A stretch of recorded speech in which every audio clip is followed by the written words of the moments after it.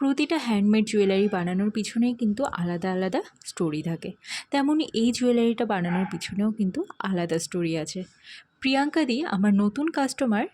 সে total 3টে jewellery set এর আগের মাসে আমার কাছ থেকে অর্ডার করেছিল এবং সেটাও কিন্তু কাস্টমাইজড ছিল। আর জুয়েলারিটা যাকে দিয়েছিল তার এতটাই পছন্দ হয়েছে যে সে আরও 2টো ছবি আমাকে দিয়ে বলেছিল কিছু কিছু অংশ সেম রেখে নিজের মতো করে করে দিতে। এবং এই জুয়েলারিটা বানানো আজকে আমি শেষ করলাম। আর মৈত্রীদিরও খুব পছন্দ হয়েছে এই জুয়েলারি সেটটা। কিন্তু তার কাছ থেকে আমি যে চার্জটা নিয়েছি এই জুয়েলারিটা বানানোর জন্য, আমি যতখানি কাজ করেছিলাম সেই কাজটাতে আমি সন্তুষ্ট না হয় আমি এখানে আরও অনেক কিছু নতুনভাবে অ্যাড করেছি, যে কারণে এর প্রাইসটা পড়ে গিয়েছে আরও 200 টাকা বেশি। জুয়েলারি কাস্টমাইজেশনের আগে কিন্তু জুয়েলারিটার দাম কেমন হবে সেটা বোঝা যায় না।